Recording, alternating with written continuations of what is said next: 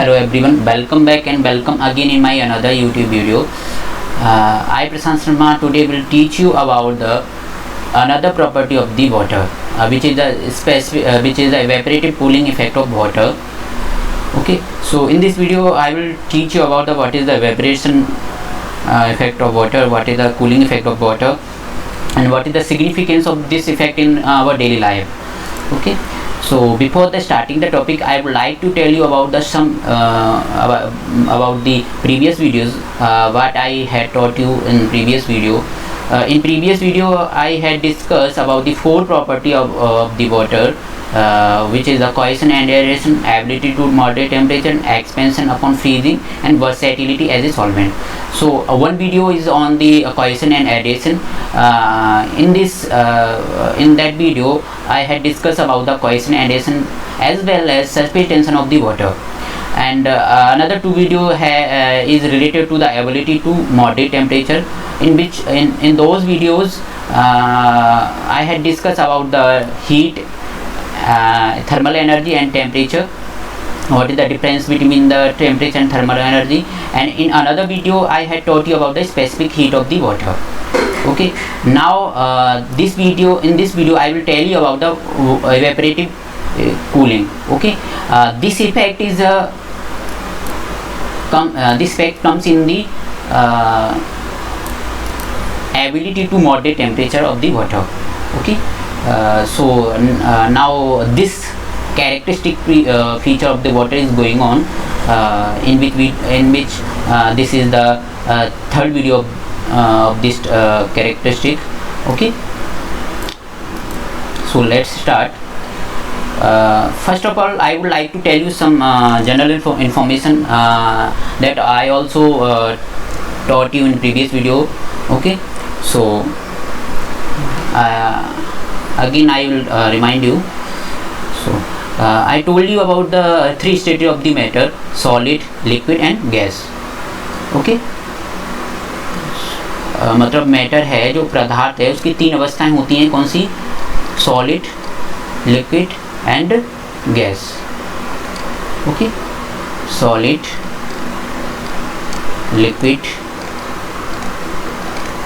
And gas, ये तीन state के बारे में मैंने बताया था आपको. सो सॉलिड में मैंने बताया था कि जो सॉलिड के मॉलिक्यूल्स है वो आपस में बहुत ही क्लोज्ड होती हैं. They are organise very specific manner. Okay, there is no gap between two adjacent molecule. Okay, और इसकी वजह से मॉलिक्यूल मूव भी नहीं कर पाते हैं. लिक्विड के केस में क्या होता है? There is some gap between two molecules. Okay, so they can slightly move. Because of this movement, the liquid have a fluidity property. Okay, मतलब इस प्रॉपर्टी, इस कैरेक्टरिस्टिक की वजह से इसके अंदर क्या होती है?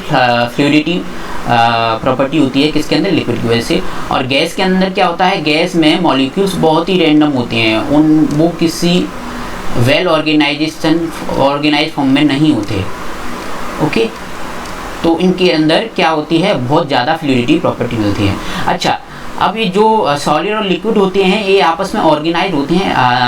लिक्विड थोड़ा सॉलिड के कंपेयर में कम ऑर्गेनाइज होता है, लेकिन इनके मॉलिक्यूल्स के बीच में एक अट्रैक्शन फोर्स मिलता है जिसे बोलते हैं अपन हाइड्रोजन बॉन्डिंग. और ये हाइड्रोजन बॉन्डिंग की वजह से ये तीन स्टेट एग्जिस्ट करती हैं. अब हाइड्रोजन बॉन्ड यदि स्ट्रॉन्ग होता है तो क्या होता है? मॉलिक्यूल बहुत ज़्यादा पास होते हैं, क्लोजली अटैच्ड होते हैं.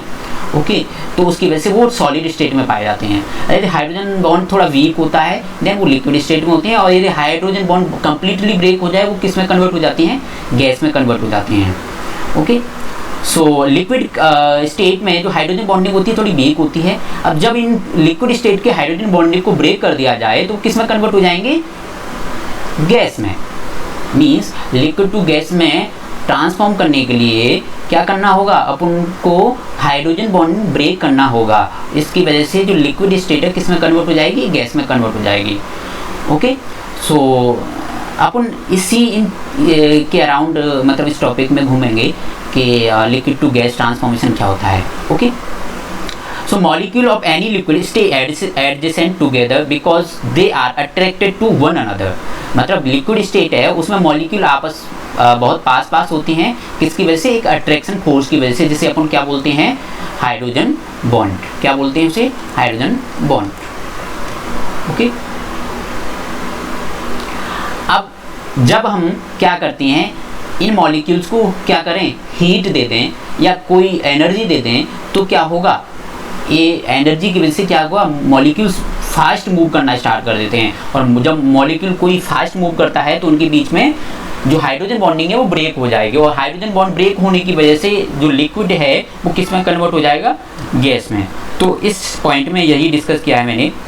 Molecules moving fast enough to overcome these attraction can depart the liquid and enter the air as a gas. Okay, मतलब यदि मॉलिक्यूल्स के बीच में जो मॉलिक्यूल्स हैं वो बहुत ही फास्ट मूवमेंट करना स्टार्ट कर दें, तो वो क्या हो जाती हैं? लिक्विड से डिपार्ट होकर के लिक्विड से किस फेज में चली जाती हैं? गैस फेज में चली जाती हैं। This transformation from a liquid to a gas is called vaporisation और इवेपरेशन। ओके, मतलब यह ट्रांसफॉर्मेशन, कौन सा ट्रांसफॉर्मेशन? लिक्विड का गैस से लिक्विड फेज से गैस फेज में कन्वर्ट होना, ठीक है, किसी भी मैटर का, उसे क्या बोलते हैं? वेपराइजेशन और इवेपरेशन। ओके। अब अच्छा, एक डेली लाइफ में एक क्वेश्चन अपन फेस करते हैं कि जो वाटर है वो कौन से टेम्परेचर पर इवेपरेट होता है? ओके, तो बहुत से लोग बोलते हैं कि 100 डिग्री सेल्सियस पर। ऐसा मतलब ऐसा एग्जिस्ट करता है क्या? ऐसा है क्या? एक्चुअली नहीं है, बिकॉज ऑफ जो इवेपरेशन है वो किसी भी टेम्परेचर पर मिल सकता है। वो 4 डिग्री सेल्सियस पे भी मिलेगा, वो 25 डिग्री सेल्सियस पे भी मिल सकता है, वो 50 डिग्री सेल्सियस पे भी होता है, और वो 100 डिग्री सेल्सियस पर भी होता है। बस स्पीड इनकी क्या होती है? थोड़ी स्पीड वेरी करती है। 4 डिग्री सेल्सियस पर वेपराइजेशन थोड़ा स्लो होगा, 50 डिग्री सेल्सियस पे वेपराइजेशन थोड़ा स्लो होगा, और 100 पे बहुत ज़्यादा होगा वेपराइजेशन। और साथ साथ जो वेपराइजेशन वो किस पर डिपेंड करता है? Quantity, amount of the matter. Okay, जैसे कि मान के चलो 20 एक सरफेस है, ठीक है, रूम जो कि रूम टेम्परेचर है, इसमें 25 डिग्री सेल्सियस है, ठीक है। उस सरफेस पे मैंने एक ड्रॉप रखा, एक बड़ा ड्रॉप रखा, और एक मग में वाटर रखा। ओके, अब क्या देखता हूं कि जो ड्रॉप है वो तुरंत ही क्या हो जाता है? डिसअपीयर हो जाता है, और ये थोड़ी देर बाद डिसअपीयर होता है। मतलब ये 1 मिनट के अंदर डिसअपीयर हो जाता है, 2 मिनट के अंदर डिसअपीयर होता है, और ये अभी तक जैसा है वैसा ही है। मतलब इसमें कोई चेंज, बहुत ही कम चेंज दिखाई देता है, ठीक है। तो ऐसा क्यों है? इस बिकॉज ऑफ जो वाटर का क्वांटिटी है, जो मैटर का क्वांटिटी है वो वेरी है, वो डिफरेंट है। वाटर के केस में मॉलिक्यूल्स कम हैं, मतलब ड्रॉप के केस में मॉलिक्यूल्स कम है, और जो मग में है उसमें मॉलिक्यूल्स बहुत ज़्यादा अमाउंट में है। हाँ, इवेपरेशन हो रहा है, जो वेपराइजेशन हो रहा है वो तीनों में ही बराबर स्पीड से हो रहा है। ओके, तीनों में ही कंटिन्यूस है। ओके, इसके केस में क्या होता है कि मॉलिक्यूल्स कम होने की वजह से सभी मॉलिक्यूल जल्दी ही किस में कन्वर्ट हो जाते हैं? वेपर में कन्वर्ट हो जाते हैं। ओके, इसके केस में थोड़ा मॉलिक्यूल बच जाते हैं, तो ये थोड़ा टाइम लेता है कंप्लीटली डिसअपीयर होने में। और इसके केस में बहुत ज़्यादा वाटर मॉलिक्यूल हैं, तो ये क्या होता है? इसमें चेंजेस बहुत ही कम दिखाई देते हैं। तो हाँ, लेकिन वेपराइजेशन कॉन्टिन्यूस है तीनों में। ओके, इसमें भी वेपराइजेशन चल रहा है सेम स्पीड से। ओके, तो इसमें कंफ्यूज मत होना कि वेपराइजेशन कोई पूछे वेपराइजेशन कौन से टेम्परेचर पर होता है, तो हमेशा बोलना वेपराइजेशन किसी भी टेम्परेचर पे हो सकता है। इट्स डिपेंड ऑन दी, अभी जो वेपराइजेशन है मतलब का जो टाइम है वो किस पर डिपेंड करता है? क्वांटिटी और amount of the matter. Okay, so जो नेक्स्ट पॉइंट में वो यही डिस्कस किया है, some vaporisation occurs at any temperature. मतलब जो वेपराइजेशन है वो किसी भी टेम्परेचर पर मिल सकता है। A glass of water at room temperature for example will eventually evaporate completely. मतलब जब किसी ग्लास में वाटर है वो कुछ टाइम बाद कम्प्लीटली इवेपरेट हो जाता है, 2 से 3 दिन में। ओके, लेकिन अब किसी बड़े पॉट में जो वाटर है वो कम्प्लीटली इवेपरेट नहीं हो पाता, उसमें क्वांटिटी कम हो जाती है, अमाउंट कम हो जाता है, लेकिन कंप्लीटली इवेपोरेट नहीं, क्योंकि उसमें वाटर मॉलिक्यूल्स बहुत ज़्यादा नंबर में हैं। ओके, उसको टाइम लगेगा। तो इस पॉइंट को याद रखना कि जो वेपराइजेशन है वो किसी भी टेम्परेचर पर हो सकता है।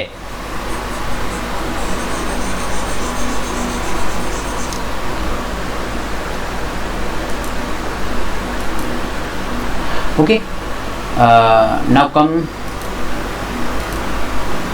So what is the next point?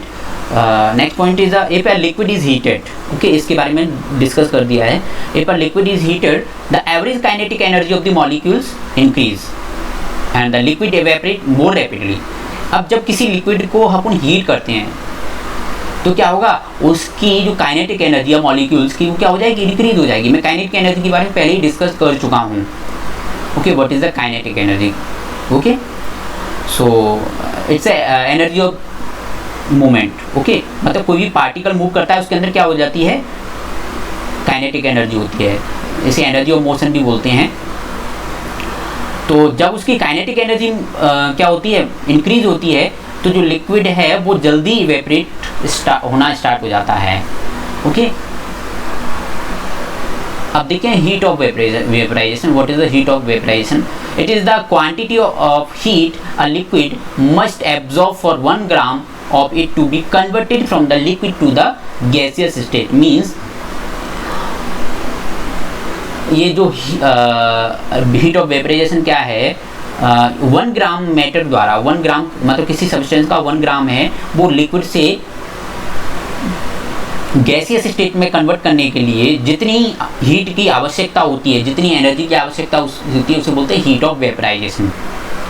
So amount of the heat or energy that required for the conversion of any 1 gram matter, 1 gram of any matter from liquid state to gaseous state, उसे क्या बोलते हैं, heat of vaporization। Okay, अच्छा, अब जो है heat of vaporization या evaporation वो किस पर डिपेंड करता है, स्पेसिफिक हीट पर। ओके, सो मैंने प्रीवियस वीडियो में I had discuss already in previous video about the specific heat. What is the specific heat? Okay, मतलब स्पेसिफिक हीट क्या है, ये सब मैंने पहले प्रीवियस वीडियो में डिस्कस कर लिया है। तो इस वीडियो को देखने से पहले उस वीडियो को जरूर देखें। सो जो प्रॉपर्टी है वो किस पे डिपेंड करती है, स्पेसिफिक हीट पे। जितना ज़्यादा स्पेसिफिक हीट होगी किसी भी सब्सटेंस, किसी भी मैटर का, उसका हीट ऑफ वेपराइजेशन भी ज़्यादा होगा। बिकॉज ऑफ वेपर में कन्वर्ट होने के लिए, हाइड्रोजन बॉन्ड को ब्रेक करने के लिए ज़्यादा अमाउंट में यदि कोई सब्सटेंस हीट एब्जॉर्ब करता है तो उसका मतलब क्या है, उसकी हीट ऑफ वेपराइजेशन ज़्यादा है, उसकी स्पेसिफिक हीट क्या है, ज़्यादा है। So for the same reason that water has high specific heat, it also has high heat of vaporisation. मतलब वाटर की हाई स्पेसिफिक हीट होती है तो उसका हीट ऑफ वेपराइजेशन भी क्या होता है, हाई होता है, relative to the most other liquid compare to the other liquid. जैसे कि अपन इथेनॉल की बात करें तो इथेनॉल को जब अपन सरफेस पे लगाते हैं तो और एक सरफेस पे क्या है, वाटर, तो अपन देखेंगे कि इथेनॉल है बहुत जल्दी वेपराइज हो जाता है। ओके, बहुत जल्दी वेपराइज हो जाता है। अब लेकिन वाटर है वो थोड़ा टाइम लेता है। अभी ऐसा क्यों होता है, बिकॉज ऑफ इथेनॉल का स्पेसिफिक हीट क्या है, बहुत कम है compare to water. I think ethanol का जो स्पेसिफिक हीट है वो 0.6 है। ओके, और जो वाटर का है वो कितना है, 1 है, 1 कैलोरी पर ग्राम पर डिग्री सेल्सियस। ओके, इसका ये यूनिट है।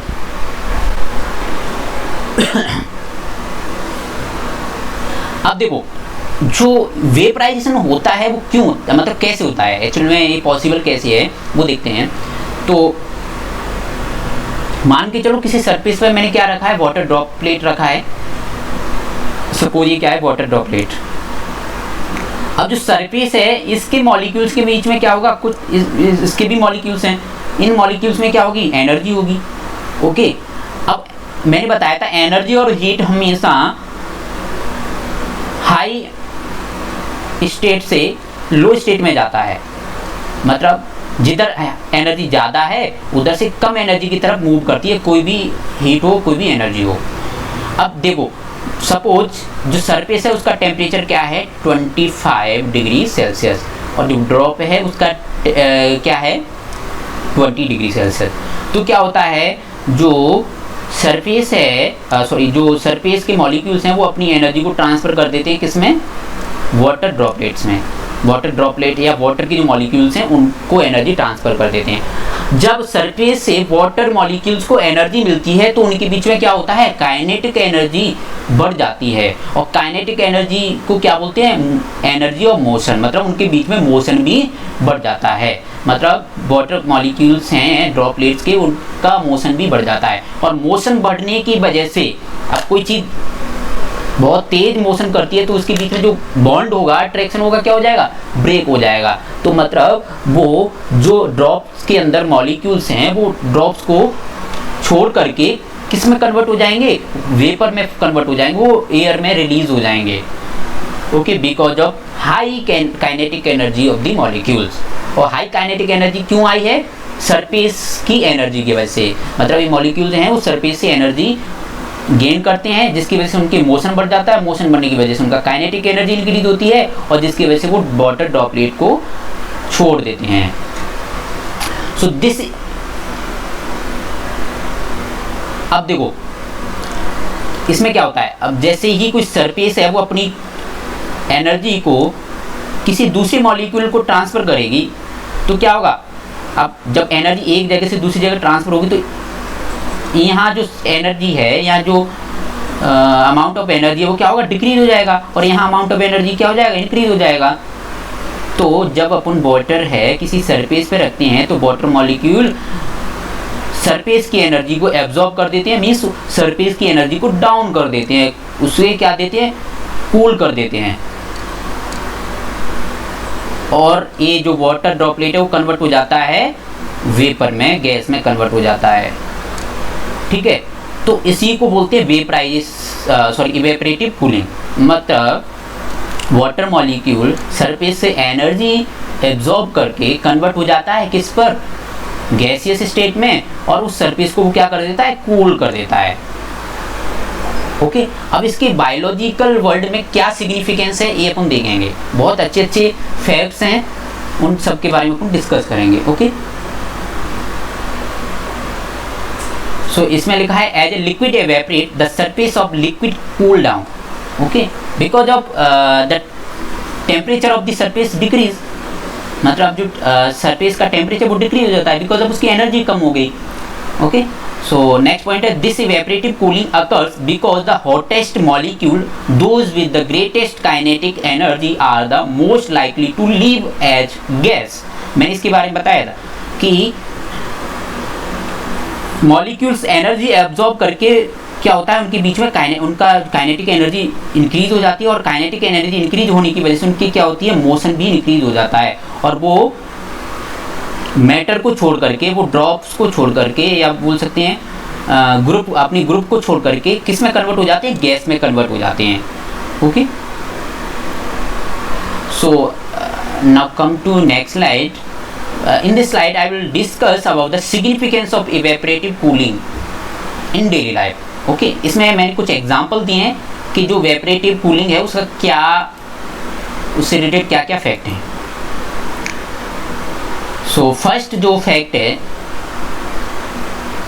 वो क्या है, evaporative cooling of water contribute to the stability of temperature in the lakes and ponds and also provide a mechanism that prevent terrestrial organism from overheating. Okay, अब ये वाला जो पॉइंट है मैंने स्पेसिफिक हीट में भी डिस्कस किया था। स्पेसिफिक हीट में कैसे डिस्कस किया था, यदि किसी भी लिक्विड की स्पेसिफिक हीट ज़्यादा होगी तो वो ज़्यादा अमाउंट में क्या कर सकता है, स्पेसिफिक मतलब ज़्यादा अमाउंट में हीट रिटेन कर सकता है, हीट स्टोर कर सकता है। तो सर्दियों के टाइम पर क्या होता है, सर्दियों के टाइम पर वाटर है के अंदर जो हीट है वो उसके टेम्परेचर को मेंटेन करने में हेल्प करती है, बिकॉज ऑफ जो इन्वायरमेंट है, जो गैस है, जो एटमॉस्फेयर, उसका टेम्परेचर डाउन हो जाता है, लेकिन वाटर की हाई स्पेसिफिक हीट होने की वजह से वाटर है वो इतना इजीली अपनी हीट को रिलीज नहीं करता, जिसकी वजह से उसका टेम्परेचर है मेंटेन रहता है। अब सेम प्रॉपर्टी आती है इसी के अंदर, किसके अंदर, इवेपोरेटिव कूलिंग के अंदर। अब कैसे, गर्मियों के टाइम पर क्या होता है, इन्वायरमेंट का, एटमॉस्फेयर का टेम्परेचर ज़्यादा होता है। ओके, अब मान के चलो सपोज यदि हाई टेम्परेचर की वजह से जो पॉन्ड और लेक है उनमें से वाटर इवेपोरेट हो रहा है, वाटर इवेपोरेट हो रहा है तो क्या होगा, जब वाटर इवेपोरेट होता है, मैंने बताया था जब वाटर इवेपोरेट होता है तो वो नीचे वाली सरफेस को क्या करके जाता है, कूल करके जाता है, कूल मतलब उसको ठंडा करके जाता है। तो जैसे ही हाई टेम्परेचर की वजह से वाटर क्या होता है, इवेपोरेट होता है, तो जो उसके नीचे जो लेयर है, जो सरफेस है वाटर मॉलिक्यूल्स की, वो क्या हो जाती है, उनका टेम्परेचर कम हो जाता है। क्या हो जाता है, कम हो जाता है। इस वजह से गर्मियों के दिन में वाटर का टेम्परेचर मेंटेन भी रहता है। ओके,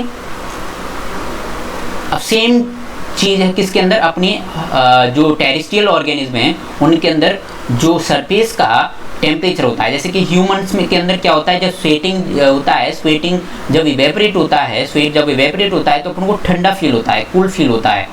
तो वो भी किसकी वजह से है, इवेपोरेटिव कूलिंग की वजह से। बिकॉज जब वाटर अपनी सरफेस से, स्किन से इवेपोरेट होता है, अब वो इवेपोरेट क्यों होता है, दो रीजन है, अपनी हीट, अपनी बॉडी की हीट है उसकी वजह से, और इन्वायरमेंटल हीट की वजह से।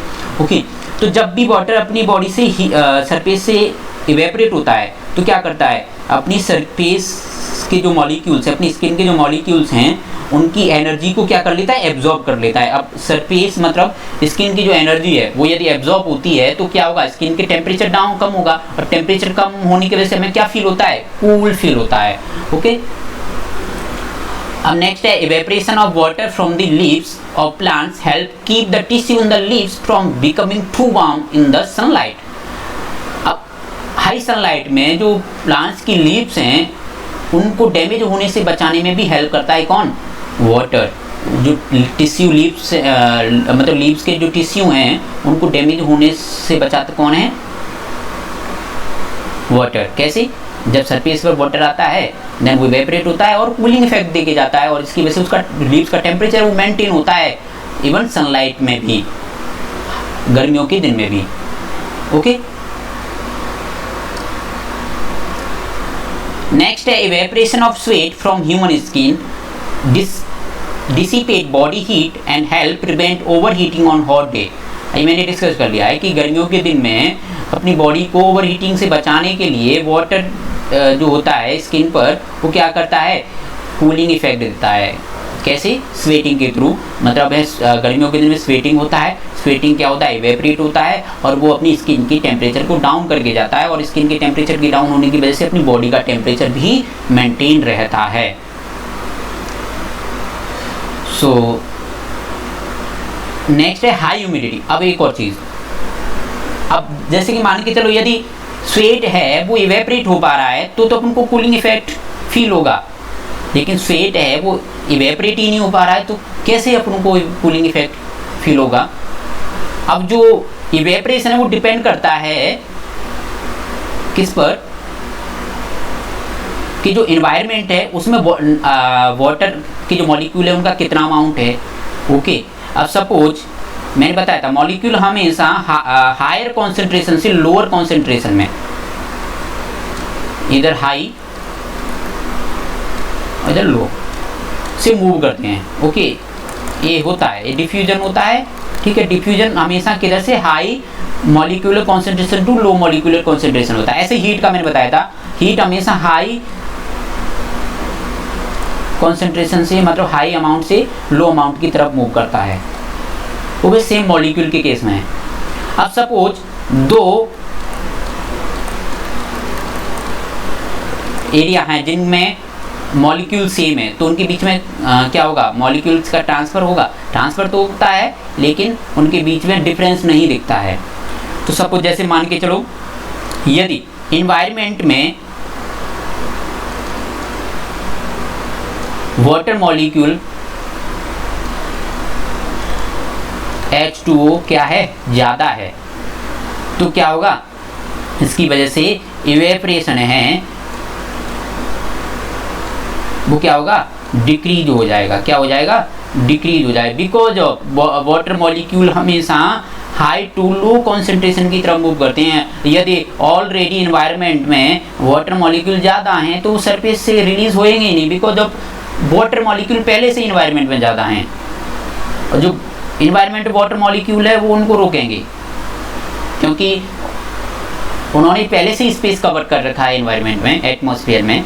ओके, तो अब इसका मैं एग्जांपल बताता हूँ कि जो हाई ह्यूमिडिटी एरिया है, हाई ह्यूमिडिटी मतलब जहाँ पर इन एटमॉस्फेयर में वाटर मॉलिक्यूल बहुत ही ज़्यादा अमाउंट में होते हैं। और हाई ह्यूमिडिटी एरिया कौन कौन से, कोस्टल एरियाज होते हैं, क्योंकि वहाँ क्या होता है, कोस्टल एरिया जैसे लाइक जो साउथ इंडिया हो गया, मतलब मुंबई हो गया, इस टाइप से जो एरियाज हैं, रिवर के आसपास के एरिया हैं, वहाँ हाई ह्यूमिडिटी होती है, बिकॉज ऑफ वाटर बॉडी से क्या कहते हैं, वाटर बॉडी से वाटर है वो इवेपरेट होता रहता है, इसी वजह से वो वाटर है इन्वायरमेंट में गैसीय स्टेट में बहुत ज़्यादा मिलता है। ओके, अब इसकी वजह से क्या होता है, जो ह्यूमन है वो बहुत सफोकेटिव फील करते हैं। क्यों, क्योंकि मैंने बताया था कि अपन जो कूलिंग इफेक्ट स्वेट की वजह से जो फील करते हैं वो कैसे करते हैं, जो जब भी फील होगा अपन को, जब हमारा स्वेट है वो इवेपरेट होगा। अब स्वेट जब भी इवेपरेट होगा जब इन्वायरमेंट में वाटर मॉलिक्यूल जीरो हो, मतलब वाटर मॉलिक्यूल कम अमाउंट में हो। यदि ऑलरेडी वाटर मॉलिक्यूल ज़्यादा हैं इन्वायरमेंट में, एटमॉस्फेयर पे में, तो अपनी सरफेस है, जो अपनी स्किन पर जो स्वेट है वो इवेपरेट नहीं हो पाएगा, और जब स्वेट इवेपरेट नहीं होगा तो हमको कूलिंग इफेक्ट फील ही नहीं होगा, अपना टेम्परेचर मेंटेन नहीं कर पाएंगे, अपनी बॉडी का टेम्परेचर वैसा ही होगा, और अपन को क्या होता है, सफोकेटिव फील होता है। ओके, तो मुंबई हो गया, बेंगलोर हो गया, जितने भी कोस्टल एरिया हैं वहाँ पर जो नॉर्थ इंडियन है वो बहुत ज़्यादा सफोकेटिव फील करते हैं। ओके, नेक्स्ट है एन इवेपरेटिव कूलर। अब एक और एग्जांपल, जो अपनी कूलर्स होते हैं, जो अपन घर पे कूलर यूज़ करते हैं, वो भी इसी प्रिंसिपल वर्क करते हैं कि जो फर्स्ट ऑफ ऑल जो कूलर है उनमें घास क्यों लगाई जाती है इसका भी मैं बताऊंगा। ओके, उसमें जो वाटर है वो ड्रॉप्स के फॉर्म में क्यों आता है वो भी बताऊंगा, और वो किस प्रिंसिपल वर्क करता है मैं उसके बारे में भी बताऊंगा। तो फर्स्ट ऑफ ऑल वो प्रिंसिपल क्या है, इवेपरेटिव कूलिंग, मतलब वाटर इवेपरेट होगा, वो अपनी सरफेस को क्या करके जाएगा, कूल करके जाएगा। ओके, ये प्रिंसिपल है सीधा सीधा, इसको अप्लाई करना है कहाँ पर, हमको कूलर में। फर्स्ट ऑफ ऑल यदि मान के चलो कूलर में घास नहीं हुआ तो क्या होगा, जब अपन ऊपर से अपन वाटर डालना स्टार्ट करेंगे तो वाटर तुरंत की तुरंत कहाँ पर आ जाएगा, नीचे टैंक में आ जाएगा। ओके, लेकिन घास क्या करता है, उसको रोक करके रखता है, उसको वाटर मॉलिक्यूल्स को एब्जॉर्ब कर लेता है। अब इससे फायदा क्या होगा, अब मान के चलो क्या होता है कूलर में, क्या होता है, जैसे कि क्या है, कूलर का नेट है, ये मान के चलो यहाँ पर ग्रास लगी है, घास लगी है, और इधर से क्या आ रही है, एयर आ रही है। ओके, और इधर से क्या है, वाटर है, ये क्या है, H2O, इधर क्या है, एयर। अब एयर का जो टेम्परेचर है वो क्या है, ज़्यादा है, टेम्परेचर क्या है, हीट एयर के अंदर ज़्यादा है, टेम्परेचर ज़्यादा है एयर का, लेकिन वाटर का टेम्परेचर कैसा भी हो, ठीक है, कम या ज़्यादा हो, तो क्या करेगा, मतलब वैसे कम ही है कंपेयर टू एयर का जो टेम्परेचर है उसके।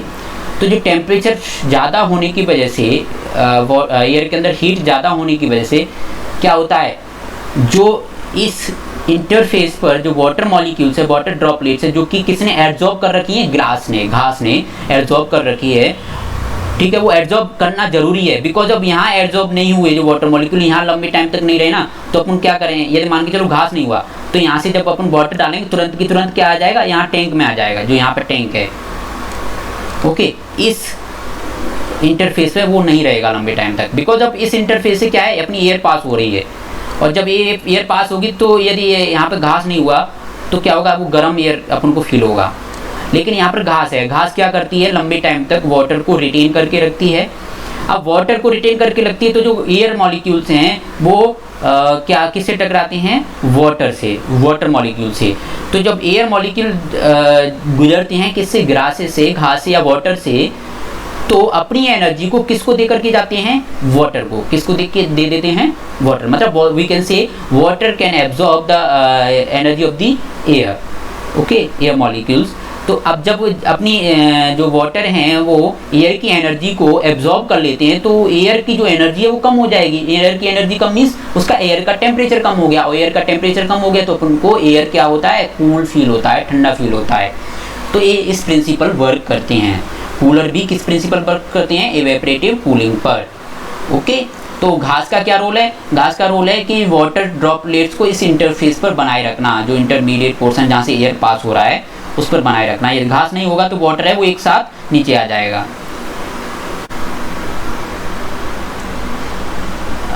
तो आज के लेक्चर में इतना ही। आई होप यह वीडियो तुम्हें समझ में आया होगा, और यह वीडियो समझ में आया हो तो please share this video with your friends and subscribe my channel, okay. मिलती है नेक्स्ट वीडियो में। Thank you.